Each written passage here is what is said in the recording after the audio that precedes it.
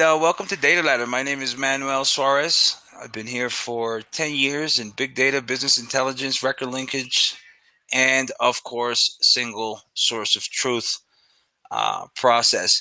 So we're going to be showing you guys today what we've learned in and out as far as creating a single source of truth, and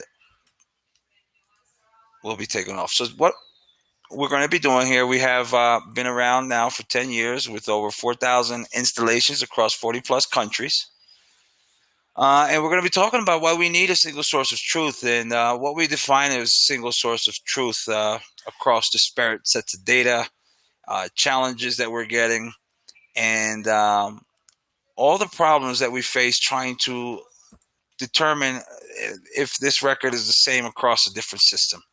Right. So, we'll talk about how to create a single source of truth, few business processes, how to identify, and these are usually the steps we're going to want to take, and you're going to see that our workflow is going to follow some of these here as far as our GUI and our software goes. We're going to identify data sources that you want to integrate and obtain and buy from stakeholders, how to integrate and, profile your data to identify what you need to clean up and standardize these tools or these lists, how to cleanse your data at the source and be useful in your end tools.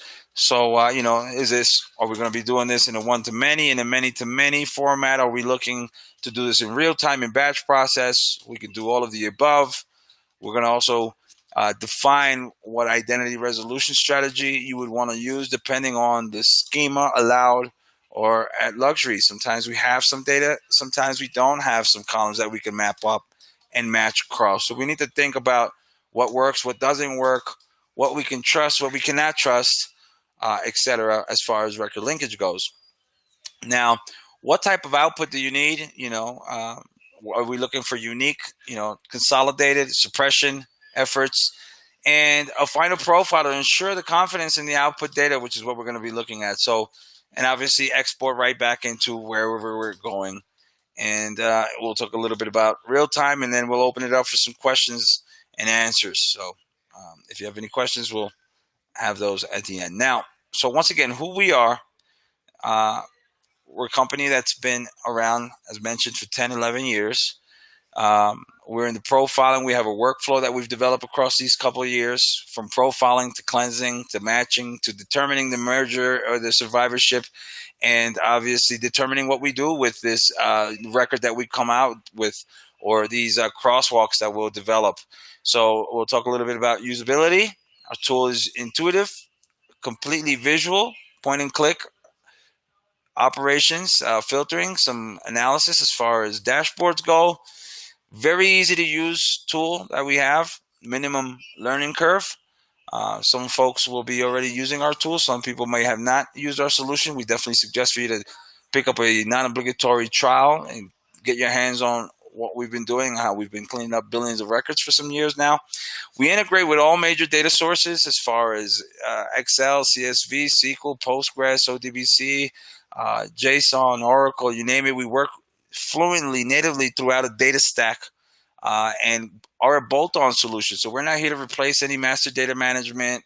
We're here to bolt on, increase the accuracy, the precision that's taking place in these scenarios. Now, we are obviously consistently investing in research and development, listening to our clients, listening to their needs, listening to what the market is demanding from us, and investing in our semantic contextual matching. We're also combining, obviously, establishing proprietary matching algorithms for what we say and what we can prove as far as unbeatable speed and accuracy go. So we're also going to be sharing knowledge from a lot of these deployments across these countries, as mentioned, throughout our tool. And let's get right down to the topic of today's presentation. What is a single source of truth? So a single source of truth is a concept that can be used to ensure that everyone in an organization bases business decisions around the same data. So I can have John, Jonathan, or Johnny across a couple different data sets that will actually will reside in these different systems, and can have different addresses, can have different date of birth, depending if you're in a B2B or B2C, obviously.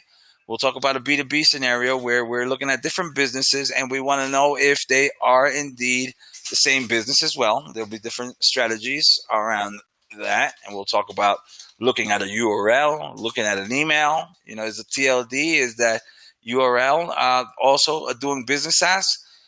There's a billing, a shipping address. So there's a lot of moving pieces in a disparate sets of data. And we're going to show you what our tools can do to increase that record linkage accuracy and the strike rate. And that's the idea today. So once again, what is a single source of truth? Well, that's a great question. Some companies are spending far too much time debating which numbers invariably come from different sources or the right numbers to use. Can I rely on this? Most companies have multiple data systems and a wealth of data to draw from, and it's easy to feel data driven, but not actually be data driven. So once again, a 360 view of your client. Are we tracking them? Customer journey mapping, and a lot more. So that's the idea today. Creating a single source of truth for your customer data is key to making your tools and teams work together. A single data set that everyone can work from in a company. So that's the idea today, and we're going to talk about how to do so. And once again, so what challenges, as I mentioned, different tools, different teams, different schema, different look, different feel, messy mix of unusable out of the box, out of your system, obviously. And the idea is everybody's going to be looking at things differently. Somebody's going to have incorporated, Inc., INC, period, street, ST, John, once again, Jonathan, right? Richard, Bill. So there's a lot of different ways this data is being ingested, and due to free text input, fat finger input, phonetic issues, we're going to see a lot of different issues across these different sets of data that we're going to want to be able to tackle together. So methods to reliably link and match data together around the same person. We'll also be talking about that. What determines a relationship for you guys? What determines a relationship in one table may not, really reside in another table. Now, the need for all this to be running as close to real time as possible. We have scheduled batch approach. We have a real time approach. We have a couple of different approaches for anybody who's interested on how this needs to be happening or taking place. We'll talk about that. And some of these challenges, obviously need real time results or need real time solutions. Now, a solution to reliably, accurately, and speedily clean and unify all your customer data together and feed the single source of truth for all your other systems. That's another challenge, and that's what we have a solution for here today. So we're going to move on. And, golden customer records is what we're looking for across data stacks, and we can do so. So Datamatch Enterprise is going to allow you to natively, residently connect to a lot of different sources. So do we want to feed from a SQL server, over into a Salesforce? Do we want to create a holding table that just accumulates and takes everything that we see? The John, the Jonathan, the Johnny, different addresses. But give me a crosswalk and create an ID number in that repository, in that holding table that tells me that these are the same records, but at the same time, I only want to see one of these guys in my Salesforce, right? So I want to maintain, there's some companies that protocol will dictate that you cannot get rid of anything. We need to hold on to these rows of data, okay?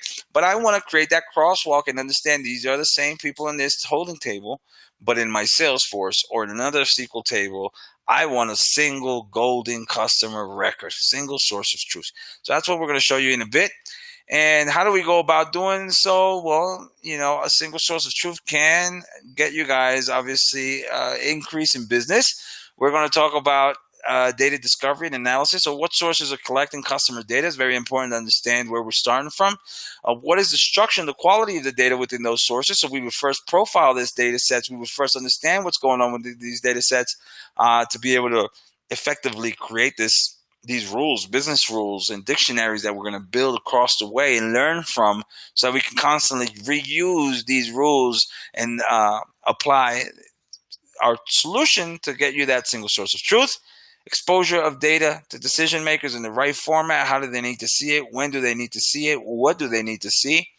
And obviously, a big process of creating this single source of truth single customer view, as many other folks call it, is transformation, cleaning your data to be useful in your end tools. So, well, integration, cleansing, standardization, profiling, once again, that ETL, transformation stage of the load and extract.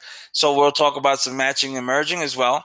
It's very important. Identity resolution strategy. Once again, how are we going to go about matching up a social media, set of data that only gives me an IP address, a name, or maybe a tag, to another set of data that have addresses to where, I don't have the same set of data across these two tables. We'll talk about the ability to use the tool to work with what we have. So the mapping and the process that we have will allow you to tolerate empty values. Okay, it's okay that in one table this is not existent, but if it is, then definitely make use of it. If it's not, then let's work around it, but still determine a threshold where we feel confident that these are the same people across these tables. Now we're going to be handling matches. Once again, to find the truest customer profile, we'll be able to determine what we want to enrich, overwrite, and merge once we do find that crosswalk. And we're also going to be able to determine a final state of data. What type of output is needed? What format?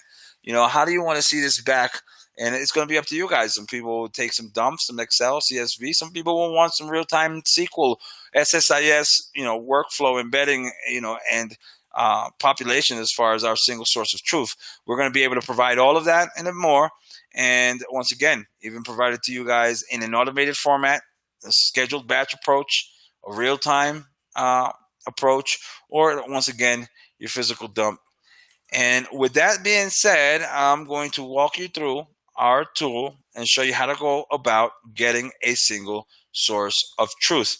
So let me share my screen here with you guys, and we'll be ready to roll. Any questions so far? You can put your hands up there on the webinar, and we'll be able to answer any questions while I load my screen here with Datamatch Enterprise. All right, let's take off. So for anybody who's on, let me know if you can see my screen.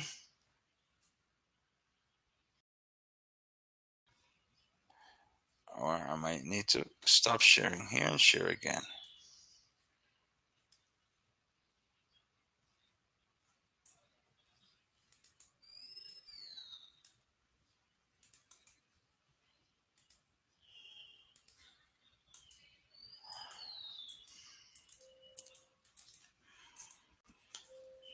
Okay, so we're going to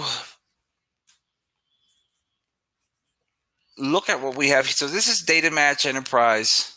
This is our flagship product. This is a tool created to get you the most out of your data, to create this crosswalk across these tables, to be able to provide you these relationships, the single source of truth that you're looking to get, okay? And that is today's idea. So we're going to start by creating a new project here, okay? Live webinar. Or we'll call this single source of truth. And let's talk about those challenges. Let's talk about some data sets that we're going to work with. And let's take off. So once again, from top to bottom, this is the ideal workflow. We import, we profile, we run some address verification. And we're going to talk about some messy data. So we're going to import 2 or more sets of data. Keep in mind, as mentioned, we can work comfortably within a data stack. We're going to work across 2 sets of data. One is going to be customer master. Usually this is you have an existing database and you're going to compare new ingested data over to that customer master. And we're going to compare these tables here. So we're going to talk about some of these problems that we have. And let's go ahead and get started. So we've imported our data. Our tool is going to allow you to house big data sets. Keep in mind, we're talking about millions and millions of records, okay? And we have a data library that can house your Dun & Bradstreet, your do not call list. There's a lot of other things that we can do here to be able to determine a single source of truth. Do we want to strip out or suppress any of these other records if they exist in the data library? Do we want to move forward, et cetera, et cetera? So we're going to create now a single source of truth project file. So we've imported our data. First, before most, we're going to profile. Now, profiling your data helps you understand.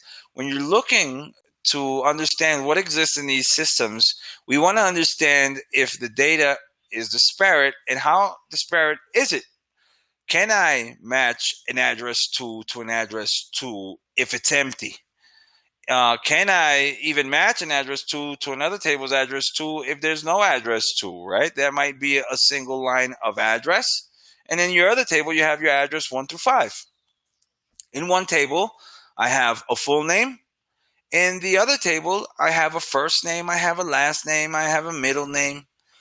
Uh, Once again, a lot of issues when we're looking across different tables that we're going to tackle. Now, in our profiling, we're able to understand if it's valid and invalid, and here's a beautiful place to start. So what I tend to call it the law of the land.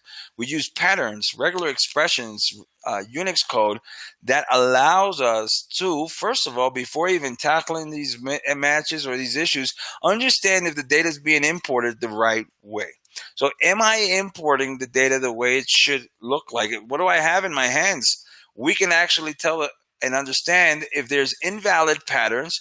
So are there issues with what I just ingested that will not match up? So I want to know where I need to start working on and what I need to start working on, okay, to understand. And that's where we're going to start from here. So once I understand what's valid, what's invalid, I would either tackle or understand that, hey, you know what, I'm not going to be able to use these for my matching purposes, or clean up this. So this is giving you a heads up on where we need to clean up. And once again, 80% of record linkage and mapping is going to be data preparation. Okay, data preparation is very key. So once we understand what's going on, that is going to give us a heads up on what we need to go and match up on. So let's take off. So once I know where these issues are at, I would start cleaning these up so I can increase my precision, my strike rate across these tables. We're going to move forward to the next step. Now, you don't have to take these steps. For the folks in the US and Canada, we do provide US CAS certification. We provide US Postal certification. These are bin files that get updated every 2 months on-prem, okay? And keep in mind, we're .NET. So for anybody who's not familiar with our tools, we're .NET. We sit behind your firewall. We never make calls externally. Very safe, compliant, HIPAA compliant. Also GDPR for all those folks over on the other side of the ocean there. So this can help you increase as well matching. Okay, and if your addresses sometimes are empty and we only have a couple of pieces, we can figure out if there's enough pieces of your address. What are those other populated points that we need to add? Where else are we looking at that can help us, obviously, increase these strike rates? We're going to move to the next step. And once again, you do not need to take any of these steps. You can jump from step to step. Now, it's very important that you do so for the sake of striking and matching up your data sets. So let's take a look at these two disparate sets of data. So I got new prospects, my customer master, I got my nice first name, middle name, and last name. And over on my new prospects, I got a full name. So I need to I need to change or parse out these names to match up the best we can. Now, for those folks in the B2B, we'll talk about a different scenario. We're going to be in a B2C scenario right now. Some folks will create a master person index. Some people will create a single source of truth. Are we looking for the company? Are we looking for the same people? It's going to be up to you guys from that point moving forward. So we're going to start with contact name here. And in the contact name, we're going to go, and out of the box, we have rules. We've been doing this for so long now that we have rules that will allow you to fix and solve some of these issues and pain points right from the point of entry. So we're going to apply a full name scenario here to what we're doing. And that's going to give us a first name, last name, and here's something great we add on. We include a nickname library that will allow you or provide you an OR statement, okay, that will allow you to match up Vic to Victor, okay? It will allow you to look at your Bill or William, depending on how a client feels that day. you're working with whatever's came in through a lead generation form, a walk-in, an operate, your legacy system, online, mobile. It all depends on how this data is coming in. So we're providing you a lot of different options to be able to get that single source of truth and roll over what we want in the end. Okay. Now, let's do the following. So what I do to one table, I do to the other. Now we have an excellent healing or curation process for the address out of the box for the US, UK, English-speaking colonies such as New Zealand, Australia, some of Canada. And we're going to show you what we do here. So I'm going to apply address out of the box. Once again, these are all out of the box. Now keep in mind we can build custom regular expressions for different countries. Every country has their own pattern as far as an address goes. And we're going to look at a couple of different scenarios with what we have here.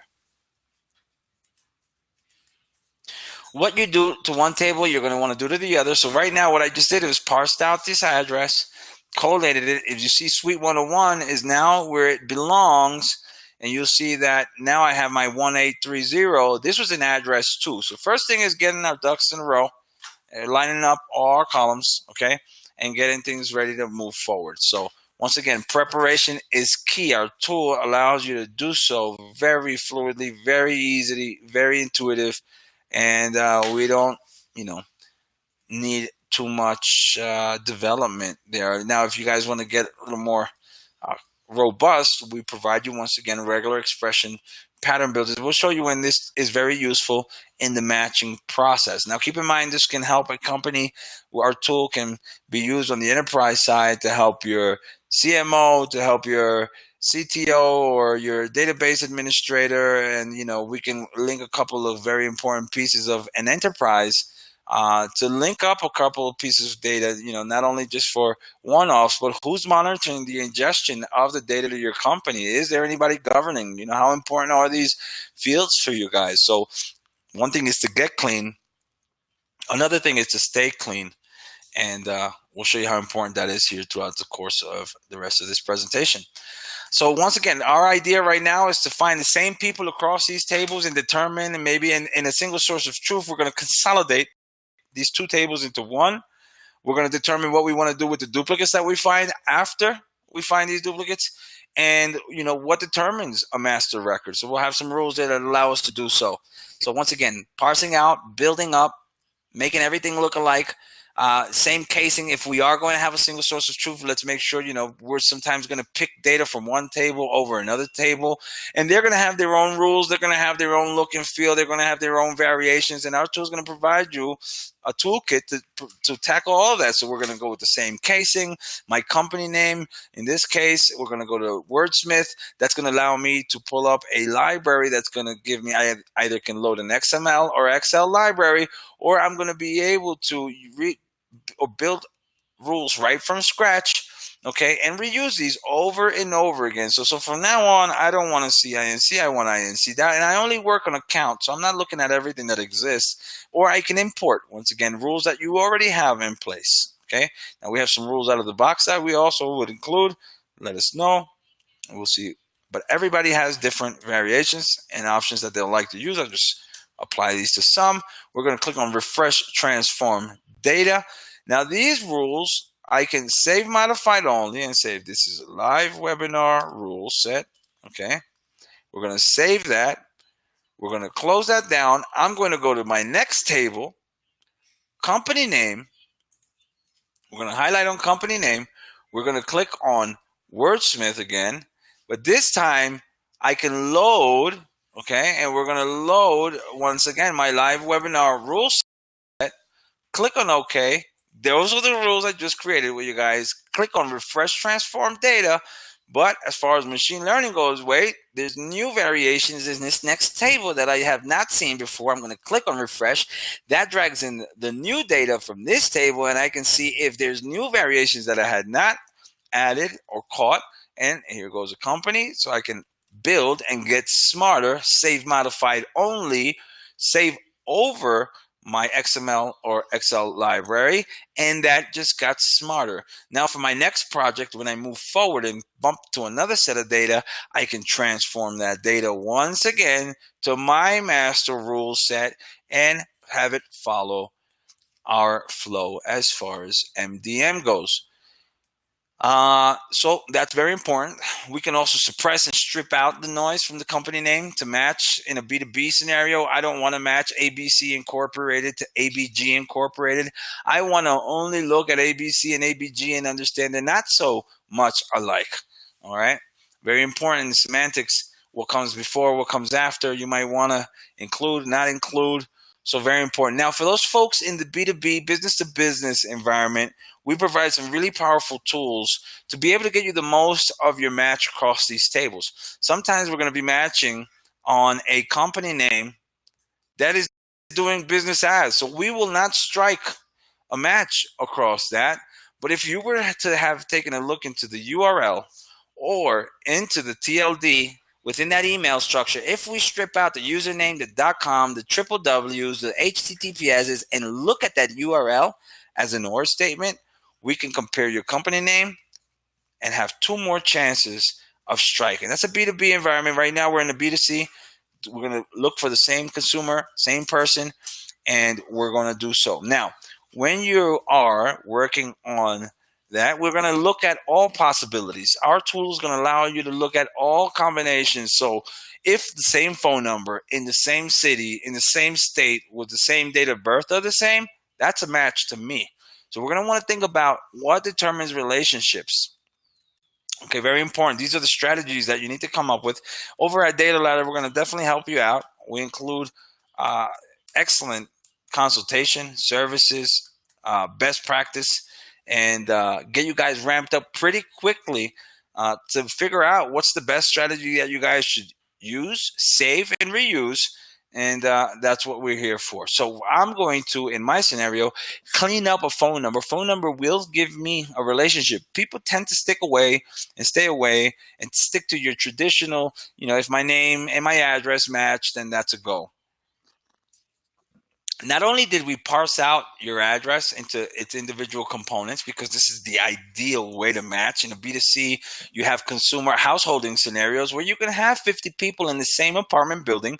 They have the same exact address. The only difference is apartment 11 and apartment 111, suite 20 and suite 200. Very big difference here in what apartment 11 and 111 are, and we want to be able to add weights to individual components. Once again, everything can be saved and reused, and we're looking for a single source of truth. So we need to look at all these components. Sometimes you'll have the luxury of having this information provided to you in one table. Sometimes across the other table, we will not have this information provided, and we're going to need to be able to use everything that we have allowed to us to determine these relationships, if that makes sense.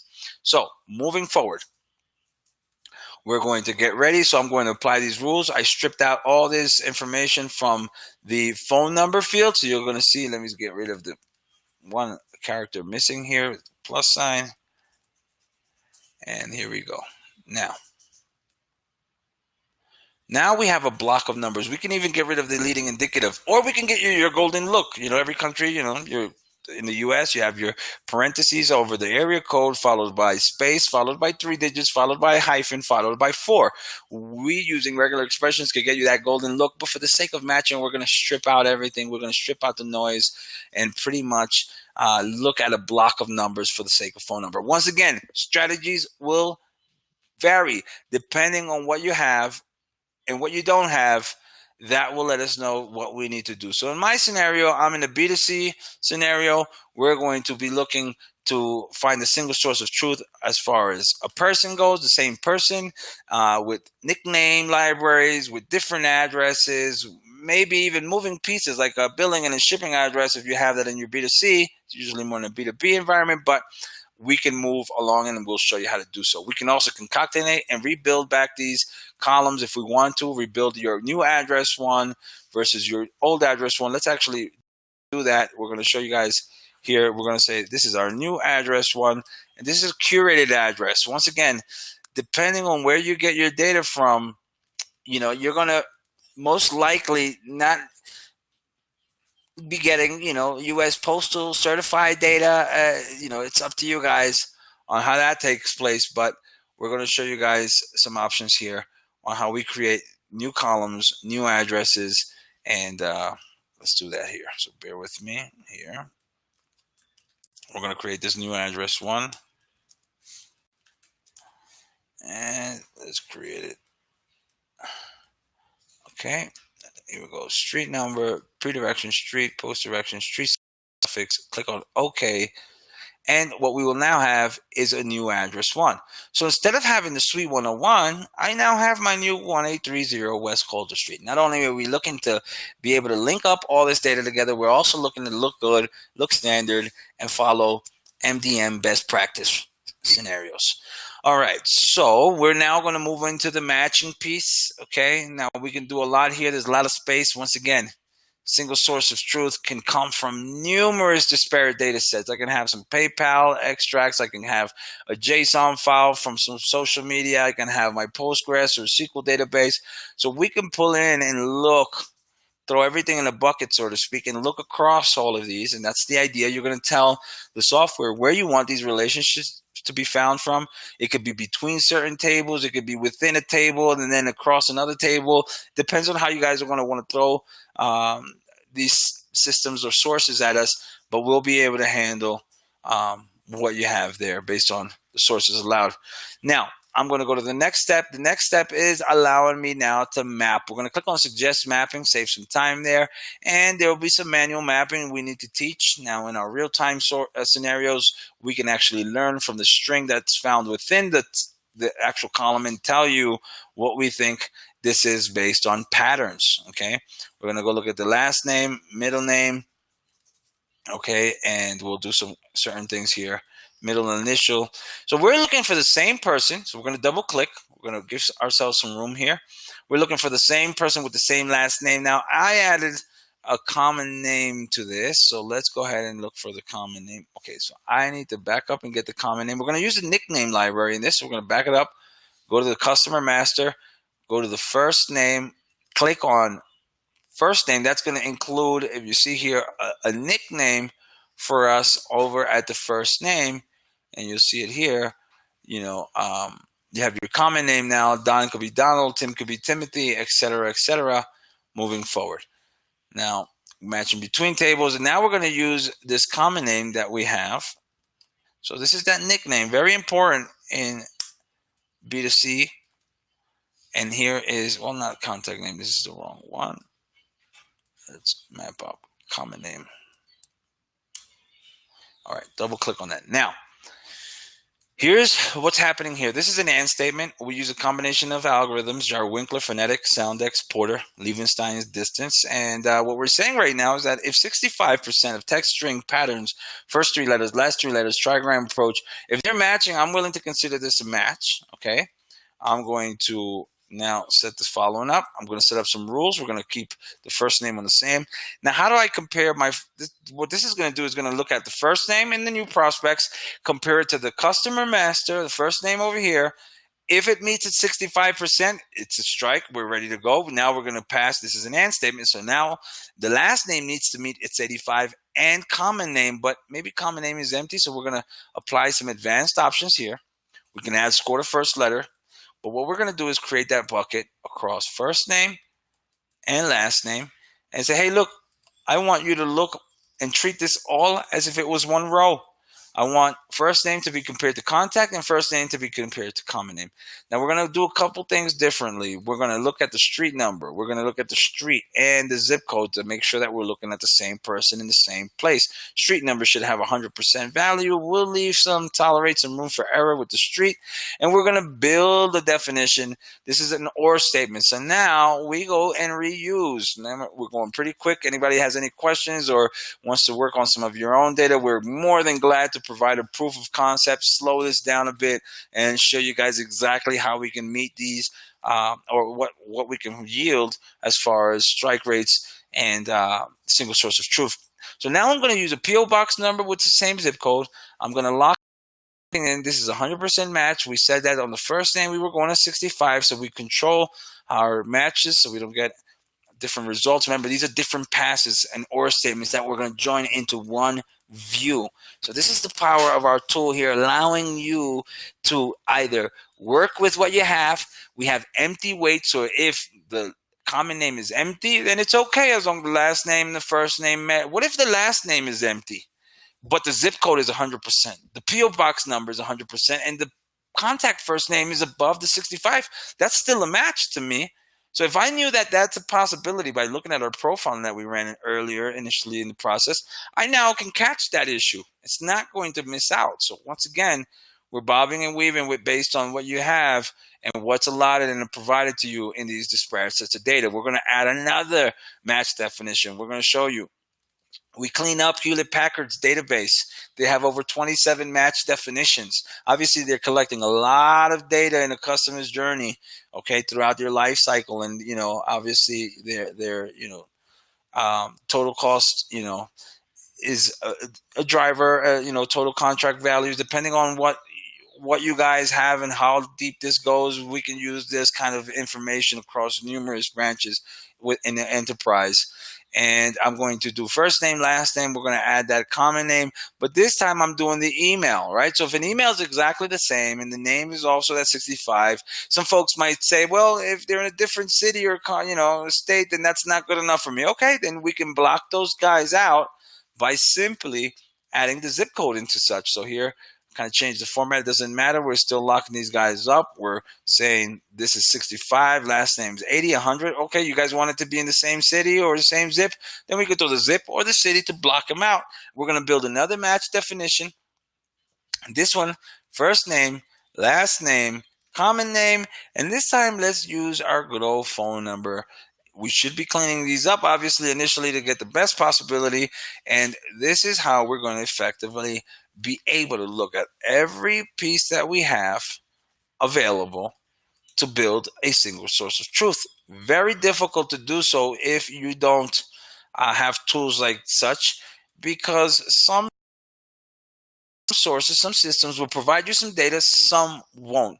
So depending on what we have available is what we're going to make available. And we can tolerate, once again, those moving pieces when we do have them, when we don't have them. We're going to click on match. We want to save. We can save every one of these steps. And now we're going to look at what we get and do so by running our match process. We're going to look at our match results view. What we're going to see here is a group ID. This is a cluster ID, getting you set up to be able to build a crosswalk from. It's going to tell you the source name. We matched across between the tables. So obviously, we're going to see results between tables, new prospects, and customer master, what record it existed in, what record it matched across, a final score, which is a summary or an average of actually in this case is going to be the best score based on, we have a lot of different options there that you can choose from. A master that's determined by default, the ability to manually do some selections where as far as not duplicate or it is or flag it, or let's take a look at it later. The first name, last name, obviously the scores, the match definitions. Remember, we used 3-4 match definitions, and you're going to have a golden cup. This golden cup is very important. So at the top is the good, towards the middle is the bad, and at the bottom is the ugly.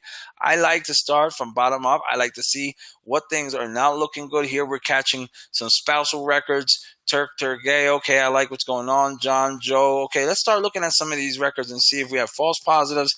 And once again, you don't want to live in the perfect world. That's the power in our tool.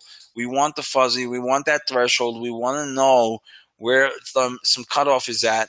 If you don't want to see this, you just raise the weight and, obviously raise the bar and get a little tighter. So let's look at Rick and Marie. Look at the bad stuff here. Why is this being considered a match? Okay, because we are very low on the name, okay? And we're going to be able to look at some examples. We want to be low. I want to be able to do some just select and drop off.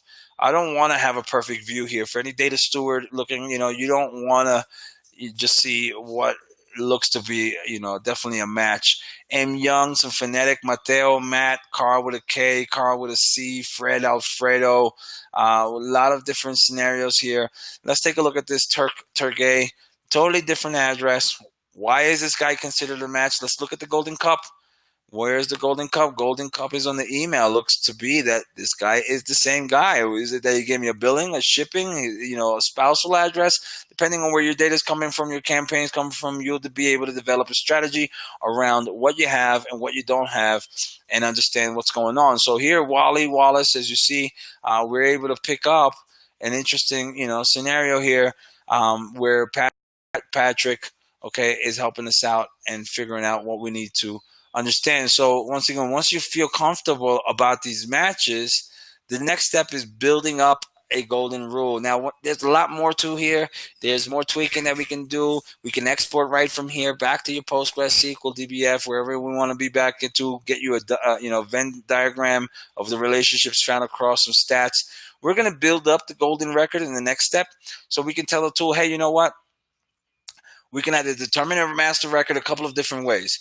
I can determine a master record based on the timestamp. So it makes sense that if the latest record probably is the best record that we want to figure this out on.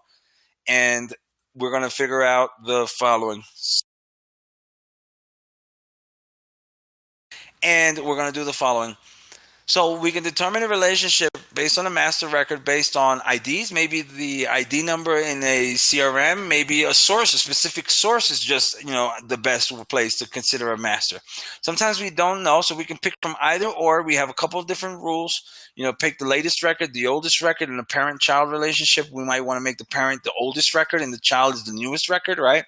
If we wanted to keep that. So sometimes in single source, maybe, obviously, if we're looking for single source, we just want one record. But if you were looking to keep along its children, then we would want the others and tag those as subsequent records that were coming in. Up to you guys. Different scenarios, different situations. We're going to overwrite records, though. We have the ability to build golden records, and here is one of the key functions that will help you determine a master record. So we're going to build this up. We're going to say, look, I don't know where to take the company name from. Take it from the record called master. That would be the record that had the latest date, let's say, or the latest input. Okay.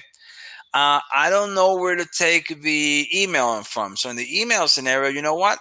The longest, shortest, most popular is, do we take the most frequent? Sometimes you'll have 5 matches and we just don't know where to take things from, and we need the one that was used the most.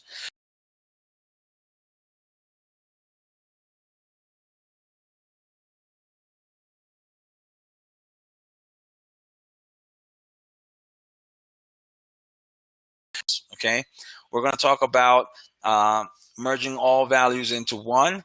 We're going to talk about where does this usually take place? Phone numbers, right? We don't want to lose any contact information when we're building a golden record. A single source of truth is going to keep all those other points of contact and roll them into one row. Let's click on Overwrite Records and take a look at what we just did here. So take a look at the orange. Orange reflects change. And what we see here is that we had hence, okay, Will to Ballum, hence Tooth Studio,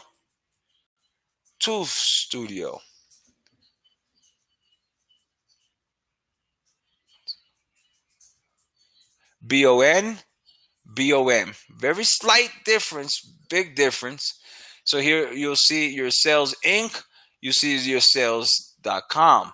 Very different emails. As if they were different, you're going to have your Gmail, then you're going to have your corporate email. We're rolling that all into one row. We'll comment the limit and parse out in the export process, but I want to roll everything into one record. If the numbers were different, if the phone numbers, so this is the way to effectively build up a single source of truth. Build one row with the latest and greatest information. I want the company name that was the most frequent or from the latest input. I want all the emails. I want everything in one row. Why keep this dead weight in the single source of truth? Most people don't get rid of duplicates for the fear of losing data they don't have. If I can roll this all effectively into one row, which you've seen here with our merge and survivorship rules, we're on the way to the races, okay? We can have conditional rules. If it's empty, hey, overwrite it. If it's not empty, leave it alone. Leave what was there before.